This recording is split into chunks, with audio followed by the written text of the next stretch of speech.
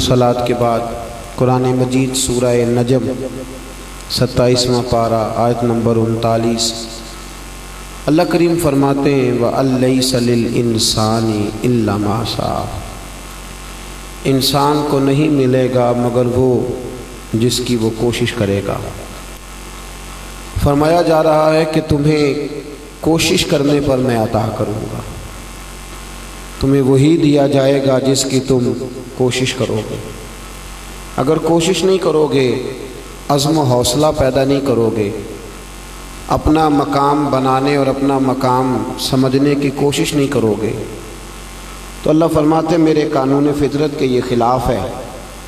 تم نے کوشش کرنی ہے، اگرچہ صرف تم نے کوشش ہی کرنی ہے، باقی سارا فضل اللہ ہی فرمائے گا، لیکن کوشش کرنا تمہارے لیے ضروری ہے، جد و جہد کا آغاز کرنا تمہارے لیے ضروری ہے، بسم اللہ پڑھنا تمہارے لیے ضروری ہے، تم نے آگے بڑھنا ہے، کوشش کرنی ہے۔ لیس للانسان الا ما سعى، انسان کو وہی ملتا ہے جس کی وہ کوشش نہیں کرتا، وہ چیز اسے کبھی میسر ہے۔ اگر وہ پرہیزگاری کی کوشش، اگر دنیا داری بغیر کوشش کے نہیں ملتی تو پرہیزگاری بھی بغیر کوشش کے، تقویٰ طہارت بھی بغیر کوشش کے نہیں ملتا۔ ہم لوگ آج دیکھتے ہیں کہ جگہ جگہ مانگنے والے، خیرات اکٹھی کرنے والے، بلکہ لوگ اللہ کے گھر میں جا کے بھی لوگوں سے مانگتے ہیں، وہاں بھی رب کریم کے گھر میں کھڑے اور کہتے ہیں میرے ہاتھ میں 2-4 لقمے دے دو، میں بڑا بھکاری ہوں، میری اماں بیمار ہے۔ اعلیٰ حضرت رحمۃ اللہ علیہ فرماتے ہیں اس نے مسجد میں بھی آ کے اللہ سے نہیں مانگا، اس نے پھر دنیا دار سے ہی مانگا ہے۔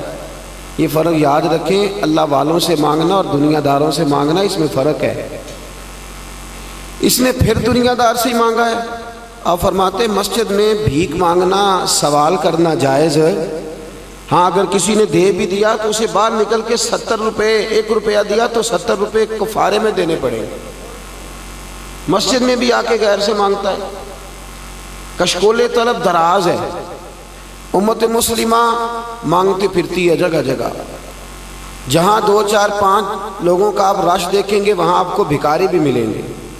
ہر آدمی سہارا ڈھونڈتا پھرتا ہے کہ کوئی کسی طریقے سے میرا سہارا بنے، کوئی کسی طریقے سے میرا سہارا بنے۔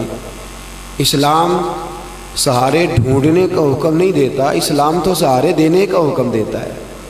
اسلام سہارے، حضرت حسن بصری رحمۃ اللہ تعالیٰ علیہ کے پاس ایک شخص آیا، اس نے آ کے کہا حضور میں بڑا پریشان تھا روزی روٹے کے معاملے میں، لیکن اب میرا مسئلہ حل ہو گیا ہے۔ فرمایا کیسے حل ہو گیا بھائی تیرا مسئلہ؟ کہنے لگا میں نے آج ایک عجیب منظر دیکھا ہے جنگل میں، شیر اور لومڑی کا کوئی پیار نہیں، کوئی جوڑ نہیں، کوئی رشتہ نہیں، پر شیر نے شکار کیا ہے، اور شکار کر کے وہ شیر آدھا اس نے کھایا ہے اور پھر وہ آدھا لے کے نکلا ہے۔ پہاڑی کے اوپر ایک لومڑی بیٹھی تھی، وہ ٹانگوں سے لنگڑی تھی، آنکھوں سے اندھی تھی۔ شیر نے باقی کی روٹی جا کے اس لومڑی کے منہ میں دی ہے۔ تو مجھے مسئلہ سمجھ میں آ گیا، پریشان نہیں ہونا چاہیے، اللہ روٹی خود بخود پہنچا دیتا ہے، شیر کے ہاتھوں لومڑی کو بھی پہنچا دیتا ہے، تو مجھے بھی یہ غلط مطلب ہے دین کا جو اس نے لیا۔ حضرت حسن بصری کہنے لگے تو بڑا بے وقوف ہے، تو نے لومڑی بننے کا پروگرام بنایا، شیر بننے کا کیوں نہیں بنایا؟ تو نے لومڑی بننے کا ارادہ کیا ہے کہ خود بخود پہنچ جائے گی، یہ پروگرام کیوں نہیں بنایا کہ میں خود بھی کماؤں گا، دوسروں کو بھی کھلاؤں گا؟ تو نے کوشش کرنے کا، جد و جہد کرنے کا ارادہ کیوں نہیں کیا؟ یہ کیوں پروگرام بنا؟ اس وقت اگر آپ ناراض نہ ہوں تو دنیا میں 2 پیشے عام ہوتے جا رہے ہیں، توجہ ہے آپ حضرات کی۔ ایک تو لوگ کہتے ہیں مانگ کے گزارا کر لو، اور دوسرا کہتے ہیں اگر کوئی کمائی بھی کرنی ہے تو دوسروں کے پیسوں سے کرنی ہے، دھوکہ دے کے، فراڈ کر کے، معاذ اللہ غلط پہلے تو 2 نمبر ہوتا تھا، اب تو 9 نمبر تک بات چلی گئی ہے، پتہ نہیں کتنے نمبر ہو گئے۔ لوگ کہتے ہیں کسی نہ کسی طریقے سے کوئی نہ کوئی ایسا وتیرہ، کوئی نہ کوئی ایسا طریقہ، کوئی نہ کوئی ایسا حربہ جس میں صحیح سے جد و جہد نہ کرنی پڑے، بس شام دوپہر 2-3 اوقات ایسے گزرے اور 2-4-10 کروڑ جو ہے وہ میری تجوری میں آ جائے۔ سہارے ڈھونڈنے والے کمزور لوگ ہوتے۔ میرے نبی کریم صلی اللہ تعالی علیہ وسلم نے جتنی مذمت گداگری کی ہے نا سوال کرنے کی، جتنا میرے نبی نے اس کو ناپسند فرمایا ہے، اس کو جتنا ناپسند. حضرت حکیم بن حزام کہتے ہیں میں بوڑھا آدمی تھا، میرے نبی نے حکم دے دیا، فرمایا زندگی بھر کسی سے سوال نہ کرنا. آپ فرماتے میں گھوڑے پہ بیٹھا ہوتا تھا، میرا کوڑا بھی زمین پہ گر جاتا تھا اور میرے خادم ساتھ کھڑے ہوتے تھے، میں ان سے بھی سوال نہیں کرتا تھا. بڑھاپے میں گھوڑے سے اتر کر کے کوڑا اٹھا کے پھر بیٹھتا تھا. لوگ کہتے اتنی تکلیف کیوں برداشت کی؟ فرمایا میں اپنے نبی کے فرمان پہ عمل کر رہا ہوں صلی اللہ. نہ سہارا ڈھونڈے، نہ سہارا ڈھونڈے زندگی میں. کمزور لوگ ہوتے ہیں، ضعیف لوگ ہوتے ہیں، اور ویسے سہارا وہ ڈھونڈتا ہے جس کا کوئی سہارا ہو نہ، اور جس کا خدا سہارا ہو، محمد مصطفیٰ سہارا ہو صلی اللہ علیہ. سہارے نہ ڈھونڈے. نبی پاک علیہ السلام فرماتے ہیں جس نے سوال کا دروازہ کھولا، سن لیں اور یاد رکھ لیں اس عزیز کو کبھی نہ بھولیے گا، فرمایا جس نے اپنے اوپر سوال کا دروازہ کھول لیا، مانگنے کا دروازہ کھول لیا، اللہ اس پر فقیری کا دروازہ کھول دے گا. وہ مانگتا ہی رہے گا، مانگتا ہی رہے گا، فقیری پر دروازہ کھول جائے گا. اور فرمایا جس نے اپنے اوپر غنا کا دروازہ کھولا، سخاوت کا دروازہ کھولا، وہ ساری زندگی بانٹتا ہی رہے گا. وہ ساری زندگی وہ بانٹتا ہی رہے گا، وہ سخاوت ہی کرتا رہے گا. جس نے ایک بیچ والا دروازہ بھی ہے، وہ کنجوسی کا دروازہ ہے، وہ کنجوسی والا دروازہ ہے، اس کو بھی شریعت پسند نہیں کرتی. نبی پاک نے فرمایا سویرے فرشتے دعا کرتے ہیں یا اللہ سخی کو اور دے.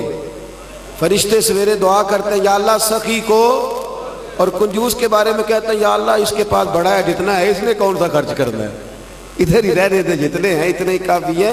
میرے عزیز سوال کا دروازہ نہ کھولے. نبی رحمت صلی اللہ علیہ وسلم فرماتے ہیں اگر تو سوال کرے گا بلا ضرورت، کچھ لوگ بھئی جو ختم دلانے کے لیے قرضہ مانگ رہا ہے وہ بلا ضرورت مانگ رہا ہے، کیونکہ شریعت نے ختم دلانا فرض مستحب ہے، دلائیں تو ثواب ہے، نہ دلائیں تو گناہ. تو ختم دلانے کے لیے جس نے قرضہ مانگا بلا ضرورت ہے.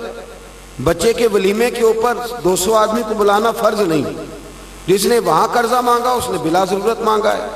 جس شخص نے نئی فیکٹری لگانے کے لیے یا لاکھوں کو کروڑوں کرنے کے لیے قرضہ مانگا اس نے بلا ضرورت مانگا ہے. میرے نبی پاک صلی اللہ علیہ وسلم فرماتے ہیں جس نے بلا ضرورت مانگا، جس نے دکان کی ایٹمیں بڑھانے کے لیے قرضہ مانگا، جس نے آمدن گزارا ہو رہا تھا آمدن بڑھانے کے لیے مانگا، جس نے بلا ضرورت سوال کا دروازہ کھولا، فرمایا قیامت والے دن آئے گا تو اس کے چہرے پر ہڈیاں ہوں گی، گوشت نہیں ہوگا.